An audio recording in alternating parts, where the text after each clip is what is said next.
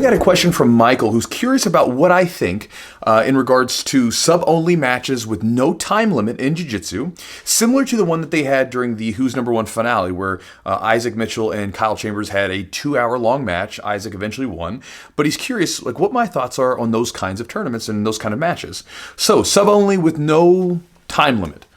Both from a spectator's point of view and also from a competitor's point of view, I don't like them. And again, this is my opinion, so I'll preface it with that. And again, you guys are welcome to throw your thoughts in down below in a bit. And I'll ask you a question towards the end of the video. But for me personally, I don't like them. You know, from a spectator point of view, I believe that it creates too much passivity and it becomes kind of boring to watch because people really aren't getting after it. And from a competitor standpoint, I understand why. Because as a competitor, one of the things that you never want to have happen, and if you've ever experienced this, it's an awful feeling. You do not want to find yourself in deep water, like laid into the match, and be empty of gas, have no gas left, your cardio is completely shot, and then you're just helpless, right? It's the worst feeling ever. And so you don't want to do that. So typically, you know, whenever you compete or fight, you kind of look at you sort of know how you feel, you look at your opponent, you start kind of coming up with a strategy, and then you always factor into that strategy, what's the duration of the match? Like, how long could it possibly go? And that is going to kind of dictate, potentially, the expenditure of your energy, how you're going to pace yourself. And if you watch people, like say for instance in MMA fighting, who are not really good at pacing themselves, they're great finishers, and they finish the matches in a lot of times like the first or the second round, those guys typically don't win decision victories as much because of the fact that they typically find themselves tired after trying to hunt for the finish.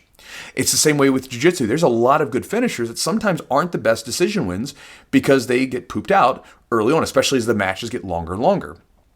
And if you were to watch a lot of different competitions, you would find this trend where the longer the match duration possibly is, the less activity that people do, right? For instance, you can watch the, let's say the ADCC trials, for instance, right? It's like I think, was it 6 or 7 minutes, depending on whatever.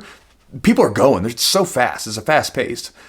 I remember even watching, I think it was the Abu Dhabi World Trials, which was in the gi, but it was like a 7-minute match, right? And it was like the best black belts in the world.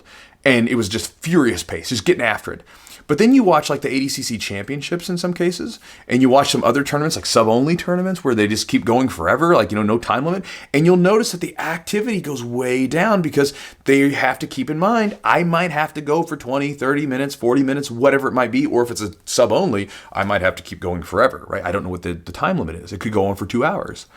And so with that, you have to factor that in.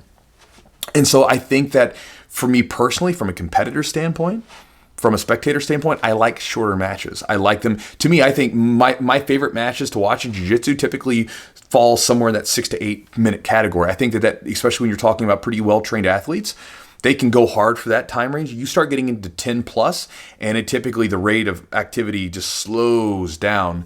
And I've heard people say things like, oh, well, I can't get my jiu-jitsu working, you know, in a shorter time limit. But to me, if that's the case, your jiu-jitsu isn't really that good. It's not your jiu-jitsu. It's your ability to like sort of almost like have a war of attrition with someone, right? It's your ability to be efficient and outlast them and then slowly come back and win, right?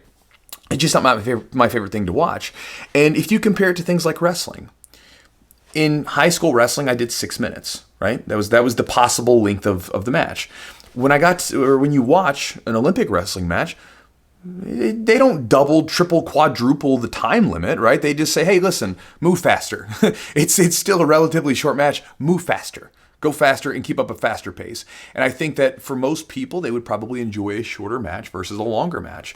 And again, sub-only, I like sub-only. I like those types of things like Who's Number One or Fight to Win. It does a lot of them. And a lot of the Who's Number One matches are really good. You know, the sub-only. I think sub-only is good. But I think having a duration on it is very important. I think having possibly a shorter duration would create more activity in a shorter amount of time because the competitor can factor into the equation, it's 8 minutes long, man, I can go 8 minutes hard, so I don't have to like hold back. I can just go after it versus, 15, 20 minutes, might be a long match. I might need to conserve a little energy and go a little bit slower. And so that's my thoughts. And I'd be curious to see what you guys think. What do you think of sub-only matches with no time limit? And again, we don't need to like slam dunk. It's not about one organization being better than the other. It's more about the no time limit sub-only match. What do you think about that? How do you like it? What are your thoughts on it? Let me know. I'll check out the comments later on. And Michael, thanks for the question, brother. And I'll talk to you guys next time.